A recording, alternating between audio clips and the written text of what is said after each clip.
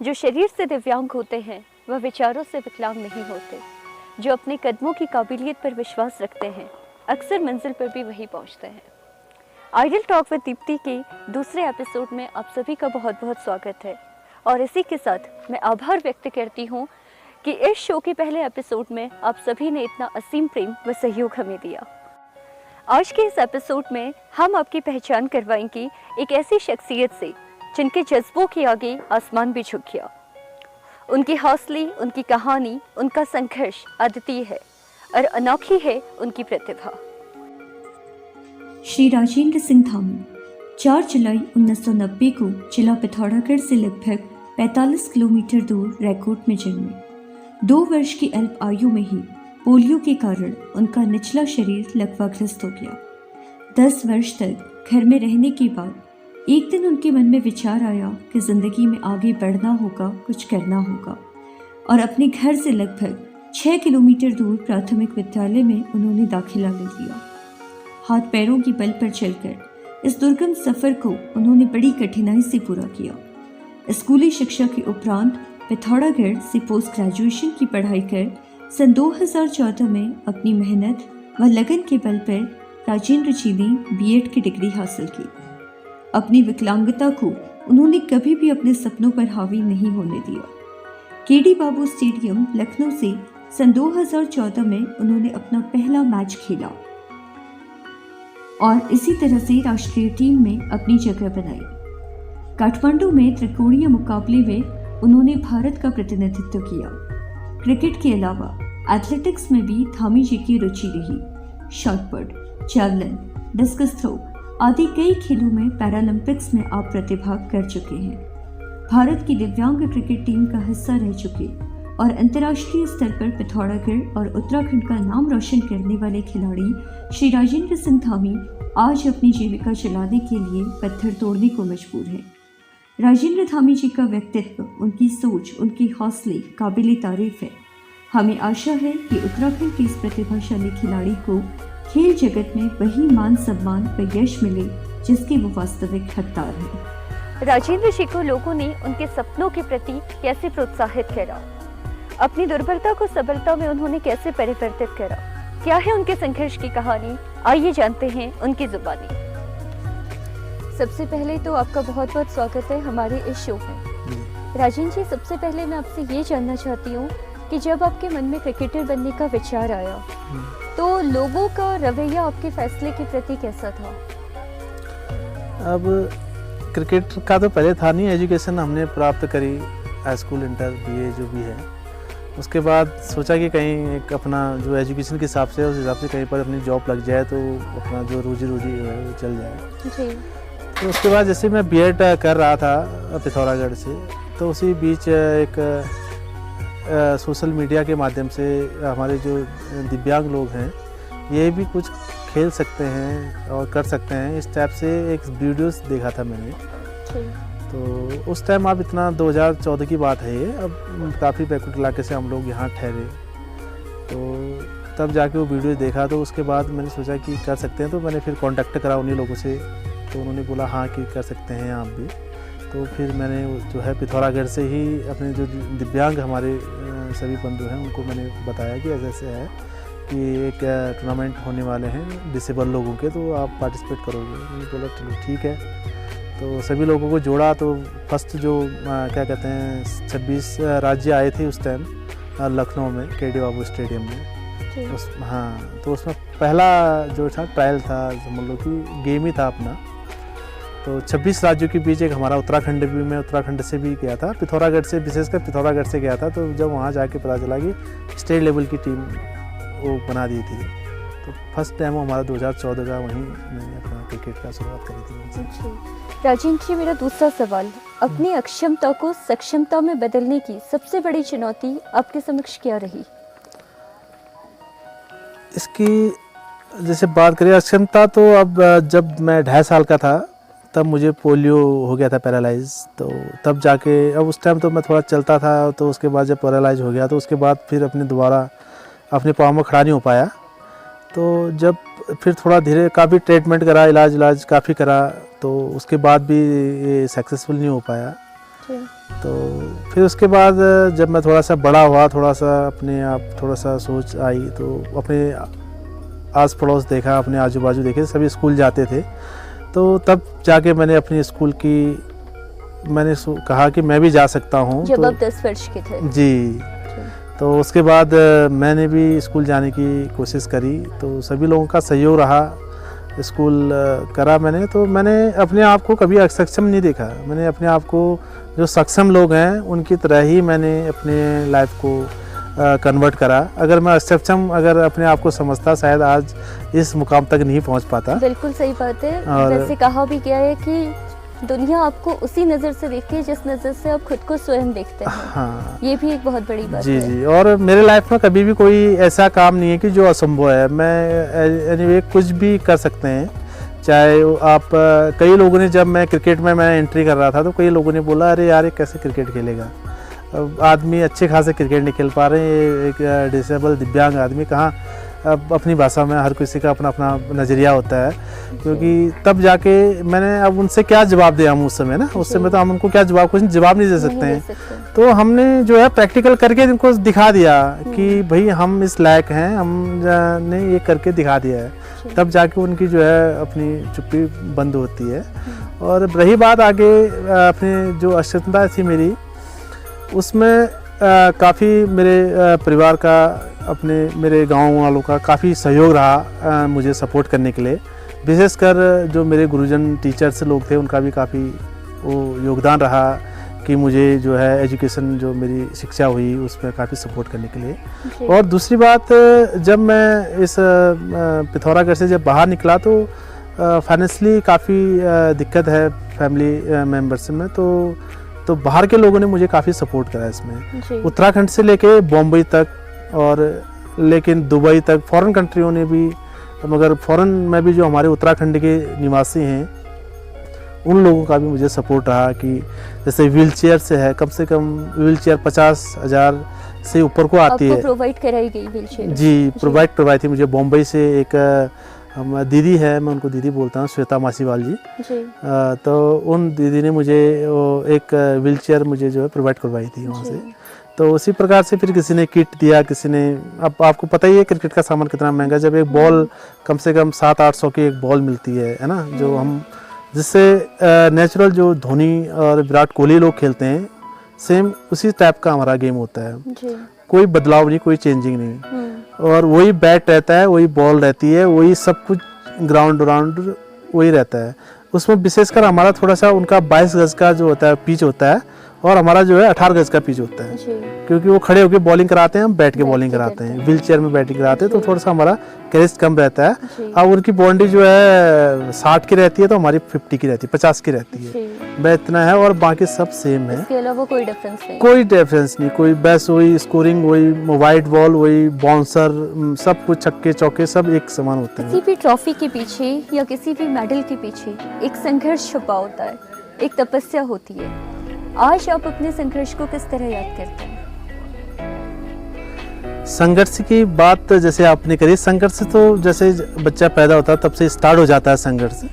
और बात रही मेडल और कप की, देखो जब मेडल जीता जाता है तो जीता हुआ मेडल बहुत अच्छा लगता है, दिखने में दूर से बहुत अच्छा लगता है कि अरे मेडल जीत लिया। जो उसके पीछे की कहानी होती है वो गुप्तनामी होती है। यही कहानी हम जानना चाहते हैं। और उस कहानी में, उस गुप्त में जो चीज़ें दिखती नहीं है, एक खाली मेडल दिखता है। अगर आज की डेट में अगर मैंने एशिया कप खेला है तो हमको मेडल मिला है, ठीक है, वो मेडल देखा हर किसी ने, मगर जो हमारे पीछे की है वो किसी ने नहीं देखा। कि मैंने एजुकेशन करने के बाद मैंने सोचा कि कहीं पर जॉब कर लेंगे, जॉब भी करी मैं 3-4 साल टीचिंग कर रखी है, स्कूल में मैंने पढ़ा रखा है, तो वो सब मैंने क्लोज करके तब जाके मैं एज ए फील्ड में गया। इसमें मैंने कहा या तो एक ही चीज़ होगा, या तो जॉब होगी या फिर गेम ही होगा। तो सबसे बड़ी बात यह है कि ग्राउंड को टाइम देना पड़ता है, हमें टाइम नहीं चाहिए। ग्राउंड, जब तक आप ग्राउंड में रहोगे, जो कोई भी ग्राउंड हो, फुटबॉल का हो या क्रिकेट का हो या एथलेटिक्स का हो या कोर्ट हो, आपको बैडमिंटन कोर्ट में आपको वहाँ पर समय देना पड़ेगा। जब तक आप उसको समय दोगे वो आपको खुद ही समय दे देगा। अगर ग्राउंड में समय दिया है तो ग्राउंड आपको समय दे देगा, वो आपको उसकी जो जितना आप उसको दोगे उससे ज़्यादा आपको खुद ही दे फल देगा। आपको जरूर जी मिलेगा। जी। और यही चीज़ है कि कहने का मतलब एक लक्ष्य होता है किसी चीज़ को पाने का, और सबसे बड़ी एक अंदर से जुनून होना चाहिए कि भाई मैं भी कर सकता हूँ। अगर सपोर्टर कपिल देव जी आज ने अगर 1983 में जब वर्ल्ड कप जीता है तो हम भी खेल सकते हैं, है ना, हम भी कर सकते हैं। तो एक अंदर से भी एक अपने आप को एक मजबूत दृढ़ संकल्प होना चाहिए कि हम कर सकते हैं ये चीज़ें। आप कहना चाहते हैं कि जितना आप परिश्रम करेंगे उतना ही रिटर्न आपको वापस जरूर मिलेगा। राजेंद्र जी, एक सवाल और मैं पूछना चाहूँगी आपसे, क्या आपको लगता है कि समाज आज भी विकलांगता को बोझ मानता है? जी मैडम, ये अपना अपना नज़रिया है। मैं बात करूं कि आज की डेट में समाज का या सरकार से या किसी भी चीज़ से, क्योंकि गवर्नमेंट्स ने रूल्स तो बना रखे हैं तो उनको फॉलो करना भी बहुत ज़रूरी होता है। अगर इन्होंने हमको, गवर्नमेंट कहती है कि हम आपको 3% 4% जो है विकलांग कोटा दे रहे हैं, जब दे रहे हैं तो कहाँ है जी। उसको उस आदमी तक पहुंचनी चाहिए वो चीज़ें। और दूसरी बात, आप जैसे कि कह रहे हैं कि वो बोझ मानते हैं, क्योंकि विकलांग अब अपना अपना नज़रिया है। वो जैसे क्षेत्र में अपना नज़रिया होता है, शहरों की तरफ अपना नज़रिया होता है, और अब ये कोई वो नहीं है। अब दूसरी बात मैं कहूँ कि आप किसी को बुरा लगे, हमारे देखने वालों को जो हमारे चैनल के माध्यम से देख रहे हैं, कि भगवान न करे किसी के साथ ऐसा हो। बिल्कुल। और दूसरी बात है कि अगर मैं चल रहा हूँ, मैं ठीक है, मैं ट्रेन में चल रहा हूँ और आगे जाके ट्रेन दुर्घटना हो गई तो कहीं पर पाँव कट गए, अच्छे आदमी के हाथ टूट गया, तो वो भी एक डिसेबल के अंदर आ जाता है कि वो मगर कोई भी कहीं पर भी ये चीज़ किसी के साथ भी घट सकती है। जरूरी नहीं है कि कोई जन्म से ही विकलांग जी जी, बिल्कुल बिल्कुल, किसी के साथ भी घट सकती है। और दूसरी बात ये है कि अगर आदमी कोई है तो उसको, मगर ये है कि उसको उस हिसाब से नहीं देखना चाहिए। मेरा कहने का मतलब ये किसी के साथ भी हो सकता है, आपके साथ हो सकता है या मेरे साथ हो सकता है, भगवान करे किसी के साथ ना हो। तो ये चीज़ें, अगर आदमी की सोच पॉजिटिव है वो सबसे बड़ी बात है। अगर पॉजिटिव के हिसाब से अगर आदमी आगे रहेगा तो उसके लिए ये चीज़ें वो इग्नोर करेगा इन चीज़ों को, मगर उस टाइप से हीन भावना से नहीं देखेगा। क्योंकि हम देखते हैं, जब हम जाते हैं, बाहर जाते हैं, तो प्लेटफॉर्म में आपने देखा होगा दुनिया भर के रहते हैं, कोई वो नहीं, मतलब नहीं। मगर कहीं मंदिरों में चले जाओ, लाइन से बैठे रहते हैं। तो हर किसी का अपना अपना ही नज़रिया होता है। अगर ऐसी आज की डेट में मैं भी एक कटोरा पकड़ कहीं पर बैठ जाता तो शायद आज आपके सामने हमारे दर्शक जो लोग हैं ये देख नहीं पाते। तो हमने अपना जो है एक ड्रीम बनाया है, अपने एक टारगेट बनाया, अपना गोल बनाया कि हम जो है एक मेहनत करके भी कुछ भी कर सकते हैं। तो बीच में मेरा वीडियो भी वायरल हुआ था। ये जो पैशन था आपके अंदर कुछ कर दिखाने का या लोगों से हटकर कुछ करने का, ये पैशन कब आपके अंदर जागृत हुआ? अब ये पैशन तो मैडम मैंने अब कैसे बताऊं कि आपको, बचपन से ही आपके अंदर था या कोई ऐसा इंसिडेंट आपकी लाइफ में हुआ कि जिससे आप ये सब करने की तरफ आपका रुझान गया? ना, बिल्कुल। मैं सोचता था कि देखो, अब भगवान ने अगर हमें इस टाइप का बना रखा है तो कुछ विशेष, इसके पीछे विशेष प्रयोजन है। तो हमने क्या है कि अपनी जो पॉजिटिविटी है, जो अपनी एक जैसा कि अब जो विकलांगता है, हमारी दिव्यांगता है, तो उसके हिसाब से काफ़ी लोग ऐसे होते हैं कि आज की डेट में पढ़ने लिखने के बावजूद भी वो एक डिप्रेशन में चले जाते हैं कई लोग, तो उसके भी शिकार हो जाते हैं। कई लोग ऐसे होते हैं कि यार हमारे लिए अब समाज उनको काफ़ी प्रताड़ित कर लेता है कि आप ऐसे हो, आप वैसे हो, तो डेमोलाइज करता है उनको। तो उनकी जो मेंटलिटी है वो बिल्कुल एक लो हो जाती है। तो उसके बाद वो सुसाइड कर लेते हैं या फिर कोई ऐसे ही इधर उधर चले जाते हैं। काफ़ी ऐसे मेरे सामने केसेस हुए हैं, हमारे साथ के कई लोग हैं जिन्होंने काफ़ी अच्छे पढ़े, एजुकेशन काफ़ी अच्छे फैमिली से, जिंदगी के छोटे छोटे संघर्षों से भी वो हताश हो जाते हैं। तो कई लोगों ने सुसाइड भी कर लिया है इन चक्करों में ना। तो उसी प्रकार से अगर हम भी, जो मेरी लाइफ में काफ़ी इंडिविजुअल एरिया है, यहाँ अभी तो रोड तक नहीं, कोई बिजली अभी नहीं थी यहाँ। तो आज की डेट में आज 4-5 साल हो रहे हैं यहाँ जो बिजली है, अभी जो रोड कट रही है, आपने देखा भी होगा जैसे करके।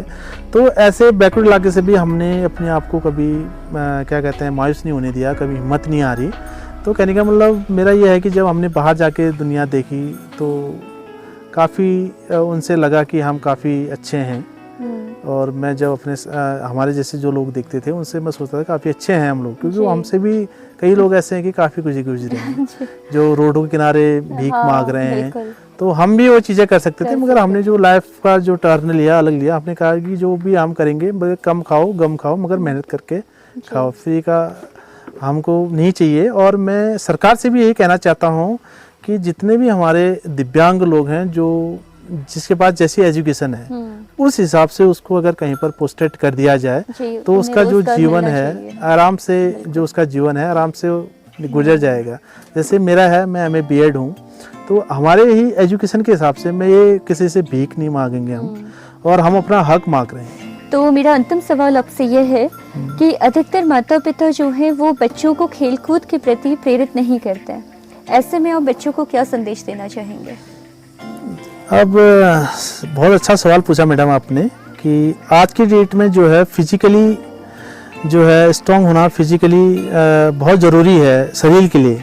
आज की डेट में अगर हम बात करें कि आदमी प्लान हो गया है, गांव घरों से जो पहले के काम होते थे, जो आदमी दिन भर काम करता था, वो चीज़ें आजकल वर्किंग नहीं हो पा रही है। तो आदमी यहाँ से जो है शिफ्ट होके अपना जो सिटी की ओर चले गया है, यानी हल्द्वानी, देहरादून, यानी दिल्ली, बड़े मगर सिटी की ओर चले गए। वो एक कमरे के अंदर, एक डब्बे के अंदर वो बंद हो गए हैं। तो उसमें जो है कि उनकी बॉडी एक्टिविटीज कुछ नहीं हो पाती, शारीरिक श्रम बिल्कुल भी कुछ नहीं हो पाता। अगर उनसे बोला जाए कि आप एक बाल्टी पानी लेके आ जाए तो वो नहीं ला सकते। तो इसलिए मैं उन पेरेंट्सों से यही कहूँगा जो अपने बच्चों को, मैं कहने का मतलब खेल के प्रति रोकते हैं, तो उनको खेलने दीजिए। उनकी जो फिजिकली एक्टिविटीज़ है वो फुल होनी दीजिए, क्योंकि इससे जो है शारीरिक क्षमता और एक जो मानव का विकास होता है बॉडी का, तो आराम से ग्राउंड में ही होता है।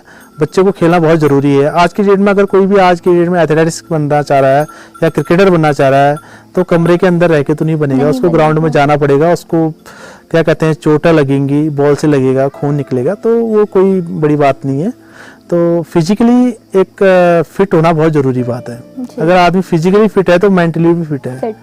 तो मेरा सभी लोगों से यही आग्रह है कि आप जो है आज के युवाओं को, आज की जो जनरेशन है, आज की युवा पीढ़ी है, विशेषकर नशे की ओर ज़्यादा जाती है। वो अगर मैं बात करूं हमारे उत्तराखंड की या पहाड़ी लेवल की, तो यहाँ पर जो है ज़्यादातर लोग अपने नशे से लुप्त रहते हैं, क्योंकि पहाड़ का, जैसे कि कई लोगों ने कहा है, बड़े बड़े पहाड़ का पानी नशे की गिरफ्त में है। हाँ, पहाड़ एक नशे की गिरफ्त में है।